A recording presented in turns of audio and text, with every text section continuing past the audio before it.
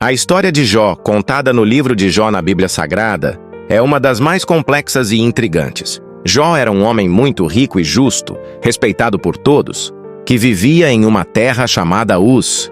Ele tinha uma grande família, possuía vastas propriedades e vivia de maneira fiel a Deus.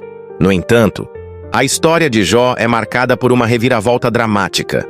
Ele se torna o protagonista de uma série de provações que desafiam sua fé e compreensão de Deus. A narrativa começa no céu, onde Satanás, o acusador, questiona a fidelidade de Jó. Ele sugere que Jó só é fiel a Deus porque desfruta de uma vida confortável. Satanás desafia Deus, sugerindo que, se tudo que Jó tem fosse tirado dele, ele abandonaria a fé. Deus então permite que Satanás teste a lealdade de Jó, mas o faz com limites. A questão central aqui é: Deus permite o sofrimento de uma pessoa justa por um motivo que nem mesmo Jó entende. Em um curto espaço de tempo, Jó perde tudo. Suas riquezas são destruídas.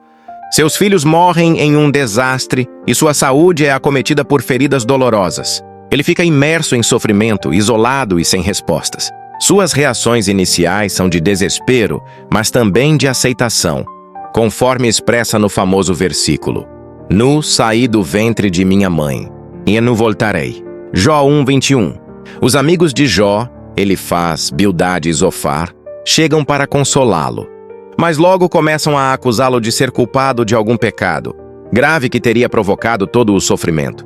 Para eles era impossível que um homem justo e fiel como Jó estivesse sofrendo sem uma razão de culpa. A ideia de que sofrimento é sempre resultado de pecado é uma das questões centrais do livro, e os amigos de Jó representam a visão tradicional de justiça retributiva. Se você sofre, deve ser por algo que fez.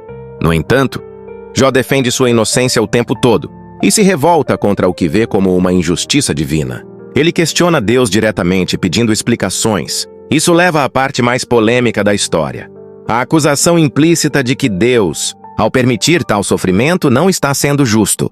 Jó não culpa a Deus, mas desafia o sentido do sofrimento humano. O clímax da história chega quando Deus finalmente responde a Jó, mas não da forma que ele esperava.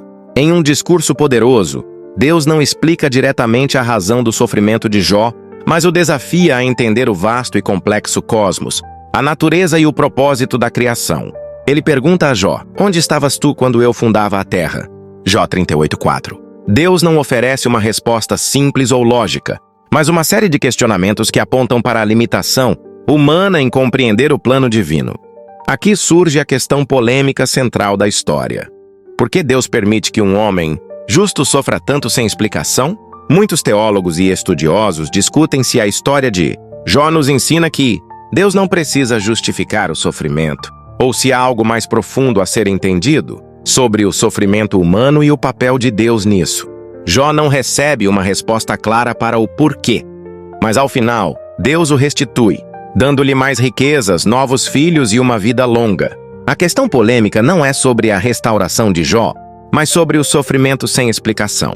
A ideia de que o sofrimento humano pode ser sem sentido, que ele pode atingir pessoas justas sem razão aparente, confronta a visão tradicional de que Deus sempre recompensará os justos e punirá os ímpios. Jó, ao desafiar Deus com suas perguntas, pode ser visto como alguém que, na verdade, está confrontando a própria natureza da justiça divina.